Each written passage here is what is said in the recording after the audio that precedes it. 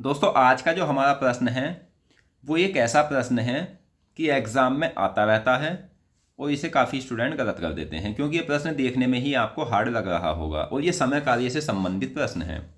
और मैं आपको इतने साधारण तरीके से इस प्रश्न को बताऊंगा कि आप इसे कुछ ही सेकंड में एग्जाम में कर लोगे। प्रश्न क्या है? दीप और मोहन एक काम को 12 दिनों और 16 दिन में कर सकते हैं। दीप ने अकेले काम करना शुरू किया। कितने दिनों के बाद मोहन को दीप के साथ काम करना चाहिए ताकि काम 9 दिनों में समाप्त हो जाए? तो सबसे पहले तो ऐसे प्रश्नों में हमें दिन ही निकालने होते हैं कि वे दिन कितने हैं जो ये दोनों व्यक्ति काम करेंगे। सॉरी दोस्तों, काम कितना है जो इन दोनों व्यक्तियों के द्वारा किया जा रहा है। तो काम निकालने के लिए दिनों का लैसे निकालना होगा। 12 और 16 इन दोनों का लैसे कोई एक ऐसी संख्या मानो जो इन दोनों के पहाड़े में आती हो, लेकिन दोस्तों बड़ी संख्या की या तो बराबर हो या बड़ी संख्या से बड़ी हो। तो इन दोनों के पहाड़े में क्या आता है? 12 और 16 के वो आता है 48।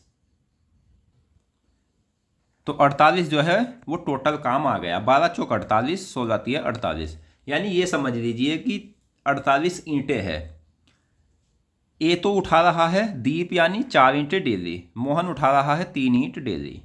अब आगे क्या है कि दीप ने अकेले काम करना शुरू किया। कितने दिनों के बाद मोहन को दीप के साथ काम करना चाहिए ताकि काम 9 दिनों में समाप्त हो जाए? तो ये प्रश्न की जो पहचान है, इसमें ऐसा पूछा जाता है कि कितने दिन बाद काम में आकर लगा या कितने दिन के बाद काम में लगना चाहिए। तो इसमें क्या करना होता है? एक व्यक्ति जो होता है वो एंड तक काम में रहता है। वो कौन सा व्यक्ति है जो एंड तक काम में रहा? 9 दिन तक रहा। कौन? मोहन को दीप के साथ, यानी दीप रहा है 9 दिन तक काम में। 9 यानी 36 यूनिट जो है, 36 ईंटें जो है वो दीप ने उठा ली है। अब बची कितनी है? 12 ईंटें, जो किसने उठाई होगी? वे उठाई होगी मोहन ने। और मोहन डेली कितनी उठाता था? 3 ईंटें। यानी मोहन ने जो उठाई है वो 4 दिन तक 12 ईंटें उठाई है। तो इसमें पूछा है कि कितने दिनों के बाद मोहन को दीप के साथ काम करना चाहिए ताकि काम 9 दिनों में समाप्त हो जाए। तो 4 दिन तक जो है वो मोहन काम में रहा है। काम खत्म हुआ है 9 दिनों में।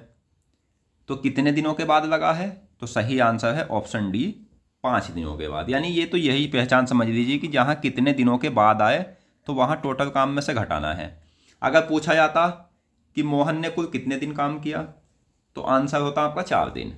तो दोस्तों अगर ये आपको समझ आया हो तो आप हमारी वीडियो को लाइक करो, चैनल को सब्सक्राइब करें, साथ ही कमेंट बॉक्स में बताएं कि आपको यह वीडियो कैसी लगी। मिलते हैं नेक्स्ट वीडियो में। धन्यवाद।